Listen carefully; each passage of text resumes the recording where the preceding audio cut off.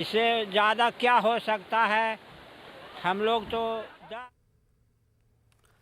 कुल हिंद बज़्म रहमत आलम की जानिब से हर साल मीलादुन्नबी सल्लल्लाहु अलैहि वसल्लम के मौके पर इंटरनेशनल पीस अवार्ड दिया जाता है।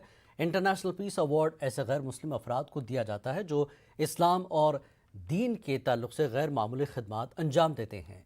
कुल हिंद बज़्म रहमत आलम के सदर एम ए मुजीब ने बताया कि इस साल international peace award Anil Kumar Chauhan को दिया जाएगा।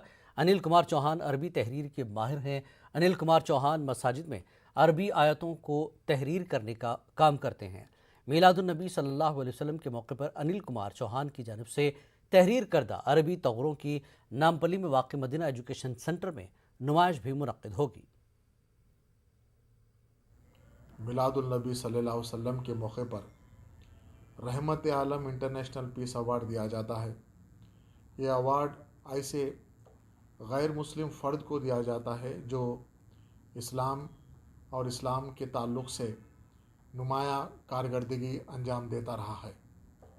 इस साल Rahmat Alam international peace award Anil Kumar Chauhan साहब को दिया जाता है और ये अवार्ड अनिल कुमार चौहान साहब को मिलादुल नबी ईद मिलाद के मौके पर इंशाअल्लाह ताला अगर 19 अक्टूबर को अगर ईद मिलाद होगी तो 19 अक्टूबर को मदीना एजुकेशन सेंटर नामपल्ली पर सुबह 11 बजे यह अवार्ड दिया जाएगा और उससे पहले सुबह 10 बजे एक कैलीग्राफी ख़त्ताती का एक एग्ज़िबिशन का इफ्तिताह उसी मदीना एजुकेशन सेंटर में सुबह 10 बजे एग्ज़िबिशन का इफ्तिताह होगा और वो दिन भर रहेगा। फिर दूसरे दिन भी वो 2 दिन का एग्ज़िबिशन रहेगा।